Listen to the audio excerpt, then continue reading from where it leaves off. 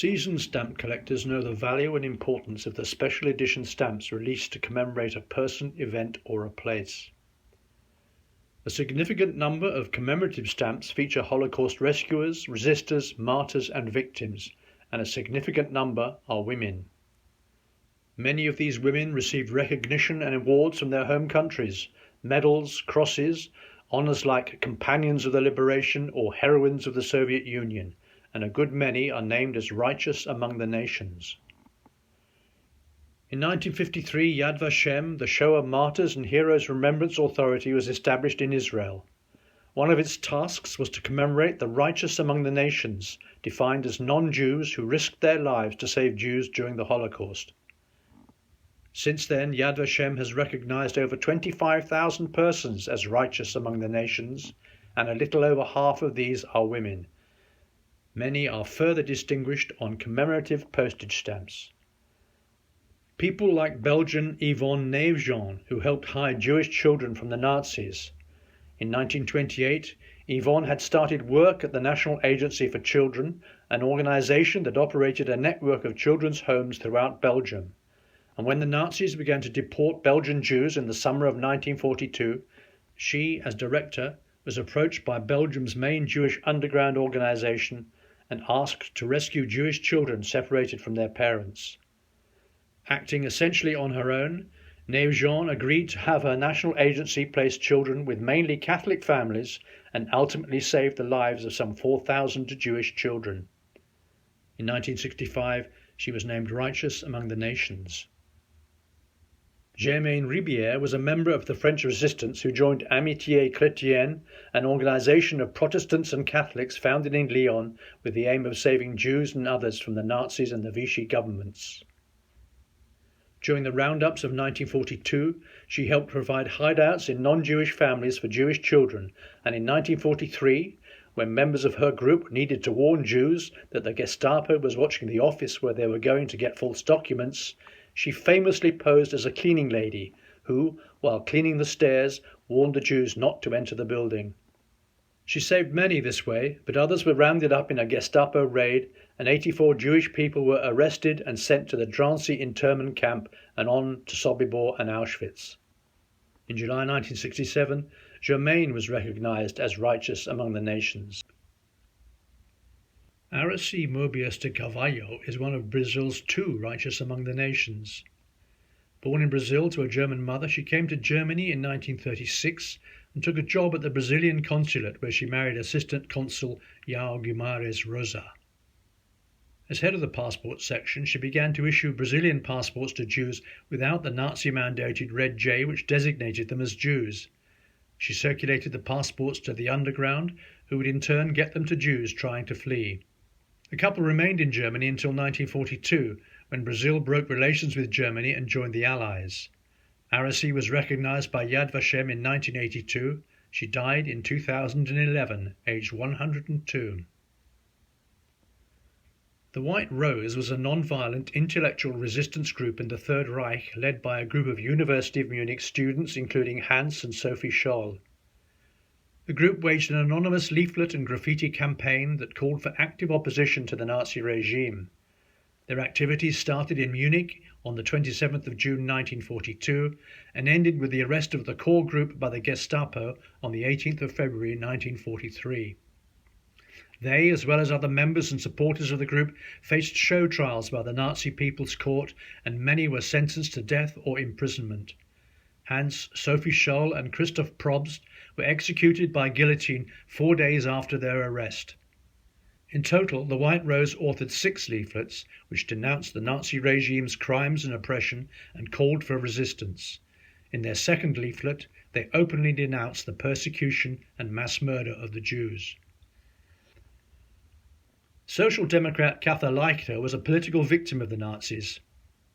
An Austrian economist, women's rights activist, journalist and politician, Katha Leichter was undoubtedly the foremost socialist feminist in Red Vienna during the interwar years. Attempting to flee Austria after the 1938 Anschluss, although her family escaped, Katha, who had remained because of her aged mother, was arrested by the Gestapo on the 30th of May 1938. In December 1939, she was transferred to the Ravensbrück concentration camp and then, under the framework of the T4 Special Treatment Action, was gassed at the Bernburg Nazi Euthanasia Institution on the 17th of March 1942. Edith Stein was born a Jew, but after reading the works of the reformer of the Carmelite order, she was drawn to the Catholic faith. She entered the Carmelite monastery in Cologne in 1933 and took the religious name of Teresa Benedicta of the Cross. To avoid the growing Nazi threat, the order transferred Edith to their monastery in Echt, Netherlands, but she would not be safe there. The Dutch Bishops' Conference had a public statement read in all churches across the nation on the 20th of July 1942 condemning Nazi racism. In retaliation, the Reich Commissar of the Netherlands ordered the arrest of all Jewish converts who had previously been spared. Along with 243 baptized Jews living in the Netherlands, Stein was arrested by the SS in August 1942 and imprisoned at Westerbork before being deported to her death at Auschwitz. She was declared a saint by the Roman Catholic Church in 1998. Elise Rive, also known as Mother Marie Elizabeth of the Eucharist, was born to an Alsatian mother and French naval officer father. After the death of her father in 1910, she moved with her mother to Lyon and worked for a time in a hair salon before joining the convent of the Medical Sisters of Notre-Dame de Compassion. In 1933, she became the convent's Mother Superior. After the fall of France, she began hiding refugees from the Gestapo and used her convent to store weapons and ammunition for the resistance. On March 24, 1944, she was arrested by the Gestapo and taken to the Montluc prison in Lyon. From there, she was transported to Ravensbrück, stripped of her religious garments and forced into hard labour. Only weeks before Germany surrendered, Rive volunteered to go to the gas chamber in place of a mother. She was 55 years old. In 1996, she was recognized as righteous among the nations. Hannah Arendt is widely considered one of the most important political philosophers of the 20th century. She married German philosopher Günther Stern in 1929, but soon began to encounter increased anti-Semitism in 1930s Nazi Germany, and while researching anti-Semitic propaganda for the Zionist Federation, she was denounced and briefly imprisoned by the Gestapo. On release, she fled Germany, living in Czechoslovakia and Switzerland before settling in Paris. There she worked for Youth Aliyah, assisting young Jews to emigrate to Palestine. Divorcing Stern in 1937, she married Heinrich Blücher in 1940, but when Germany invaded France in 1940, she was detained by the French as an alien, despite having been stripped of her German citizenship in 1937. She escaped and made her way to the United States in 1941 via Marseille and Lisbon. Arendt reported on Adolf Eichmann's trial, and the subtitle of her 1963 book, Eichmann in Jerusalem, famously introduced the phrase, "the banality of evil." In the late 1930s and early 1940s, Wisconsin native Mildred Fish lived and worked in fascist Berlin. She and her German husband Arvid Harnack were members of a secret group who dispensed anti-Nazi propaganda and sent intelligence to the Soviet Union and the United States. From their meetings arose what the Gestapo called the Red Orchestra resistance group. In 1940-41, the group was trying to thwart the forthcoming German attack upon the Soviet Union and even sent the Soviets information about the forthcoming Operation Barbarossa. In July 1942, the Nazi High Command managed to decode the group's radio messages and the Gestapo pounced. On the 7th of September, Arvid and Mildred were arrested while on a weekend outing. Arvid was tried by the Reich Military Tribunal and executed on the 22nd of December at Plötzensee prison in Berlin. Mildred was given 6 years in prison, but Hitler refused to endorse the sentence and ordered a new trial, which ended with her sentence of death on the 16th of January 1943. She was beheaded on the 16th of February 1943, the only American woman executed on the orders of Adolf Hitler. Greta Kukow was a resistance fighter and another member of the anti-fascist Red Orchestra. She was married to Adam Kukow, and in June 1941, the Kukows were operating a radio transmitter for the resistance. Adam was arrested in Prague on September 12, 1942. sentenced to death on February the 3rd, 1943, and murdered on August the 5th, 1943, in Berlin's Plötzensee prison.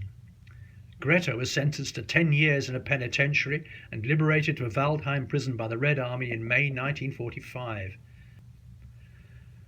Zivia Lubetkin was one of the leaders of the Jewish underground in Nazi-occupied Warsaw and the only woman on the high command of the underground resistance group Zob. Yitzhak Zuckerman was the last commander of the Warsaw Ghetto Uprising after the death of its leader, Mordecai Anilevich. He led the survivors, including Zivia, who became his wife after the war, out of the burning area through the city's sewer system. Yitzhak and Livia immigrated to Palestine in 1947 and 2 years later joined other partisans and ghetto fighters from Poland and Lithuania to found a kibbutz in northern Israel. René Lévy was a Jewish school teacher in Paris. On the 4th of October 1940, the first anti-Jewish decree was promulgated, prohibiting Jews from public office, and René was forced to leave the school. Offered refuge in a village in the Alps by some friends, she decided to remain in Paris and join the resistance. She distributed leaflets and the clandestine paper Resistors, and using a radio transmitter hidden in her home, sent information about German equipment and troop movements to London. She was denounced and arrested on the 25th of October 1941, held in La Santé prison in Paris, then on the 11th of February 1942 was transferred to Germany under the Night and Fog Decree, which removed prisoners without trace. Brought before a court in Koblenz on the 30th of April 1943, she was sentenced to death and executed by decapitation at Cologne on the 31st of August 1943. Bertie Albrecht, one of only 6 women nominated to the Order of French Resistance Fighter, accomplished her first acts of resistance in summer 1940 before co-founding Combat, a clandestine resistance newspaper with her friend Henri Frenet. Married with 2 children, she was responsible for setting up a social service to aid those captured and imprisoned. After once escaping from imprisonment, Bertie was again captured in May 1943 in a trap meant for her boss Frenet. She was transferred to Fresnes prison, where she was tortured, but committed suicide by hanging on May 28, 1943. Danielle Casanova was a French militant communist and member of the French resistance who at the age of 27 organised and led the French Girls' Union. She firmly believed that the best way to emancipate women was to show them how to lead themselves and organise small groups of partisan fighters. During a mass roundup in mid-February 1942, she was arrested, imprisoned and interrogated in the prison at Romainville outside Paris. Convinced there was no benefit in keeping her a prisoner in France, her German jailers deported Danielle to Auschwitz on January 24, 1943. Weakened in body but not in spirit, she died of typhus at Auschwitz on the 10th of May 1943. Małgorzata Fornalska was a Polish activist who was arrested and imprisoned several times for her communist activity in Poland in the 1930s. After being released in 1939, she went to the Soviet Union, where she worked with other exiled Polish communists. In the spring of 1942, she was parachuted into Poland to organize the communist resistance against the Nazi occupation. She was elected to the Central Committee of the newly formed Polish Workers' Party and worked as one of the editors of the party's newspaper. On the 14th of November 1943, she was arrested by the Gestapo, and on the 26th of July 1944, she was shot by the Germans in the ruins of the Warsaw Ghetto. In 1948, Fornalska was posthumously awarded the Polish military decoration of the Order of the Cross of Grunwald. Vera Karajay was a Belarusian communist writer, schoolteacher and activist from the Soviet Union deployed to Poland for sabotage and espionage operation during the 1930s. In 1937, during the Great Purge, she was arrested by the NKVD and spent 2 years in prison. In August 1939, she was released, and after the Germans attacked the Soviet Union, she joined a partisan unit. In November 1942, she was arrested and eventually executed by the Germans. She was named a Heroine of the Soviet Union on the 17th of May, 1960. Simon Michel Lévy was a French resistance worker with several pseudonyms: Emma, Françoise, Madame Royale, Mademoiselle Flaubert or Madame Bertrand. Joining the staff of the French Post Office in 1941, she was made Regional Director of Telephones and used this strategic position to set up a clandestine information network, in particular communication with Normandy, where her activities allowed the establishment of a radio network later used at the time of D-Day. Her resistance activity went further, however. She organised a courier system to get messages to England and diverted telegraph and telephone material to resistance groups. She was arrested by the Gestapo on the 5th of November 1943 and tortured. Without even giving away her name, she was deported to Ravensbrück, then Flossenburg, where she managed to organise a rising against the camp guards. It was for this that she was hanged 10 days before the camp was liberated by the Allies. In 1940, the Nazis forced Warsaw's more than 400,000 Jewish residents into a small locked ghetto area where thousands died every month from disease and starvation. As a social worker, Catholic Irena Sendler was able to enter the ghetto to help the residents and soon joined Zegota, the secret council to aid Jews. Zegota began by saving Jewish orphans. They had several ways of smuggling them out of the ghetto. Some were carried out in caskets or potato sacks, others left in ambulances or snuck out through underground tunnels. Still others entered the Jewish side of a Catholic church that straddled the ghetto boundary and left on the other side with new identities. Sendler then helped place the children at convents or with non-Jewish families. She kept detailed records and listed the children she helped, buried in a jar. Her plan was to reunite the rescued children and their parents after the war. However, most of the parents did not survive.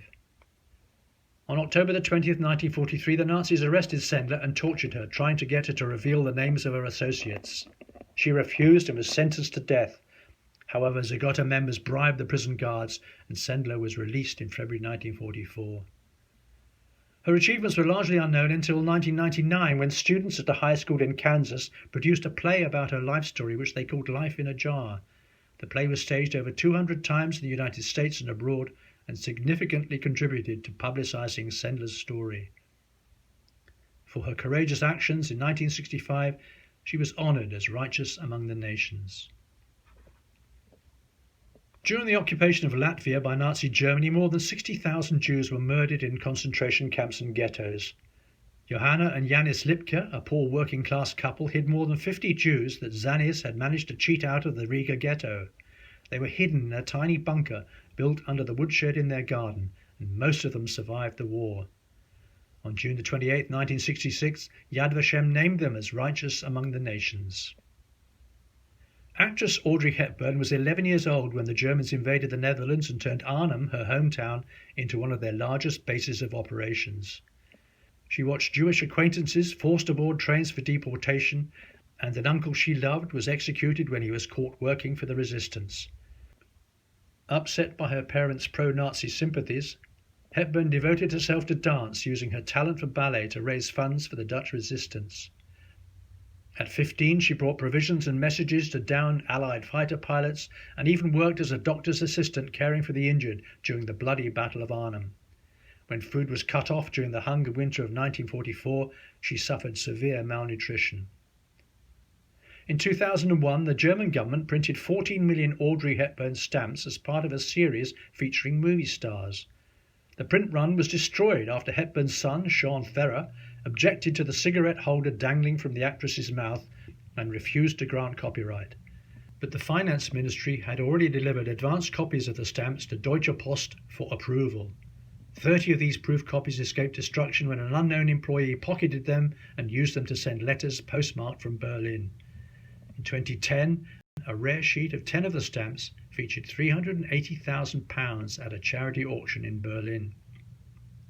Audrey Hepburn has almost as many stamps to her memory as Anne Frank. Anneliese Frank, one of the most discussed Jewish victims of the Holocaust, gained fame posthumously with the publication of The Diary of a Young Girl, the document of her life in hiding during the German occupation of the Netherlands. Discovered by the police and arrested, the Frank family were transported to concentration camps. In October or November 1944, Anne and her sister Margot were transferred from Auschwitz to Bergen-Belsen, where they died, probably of typhus, a few months later. Anne's diary has been translated into 70 languages with over 30 million copies sold. And as a postscript to this presentation, this is the last postcard sent by Anne, Edith, Margot and Otto Frank from Amsterdam with a 7.5-cent Dutch stamp. At the top, in Dutch, Anne writes, "I can't write a vacation letter now. Hugs and kisses from Anne."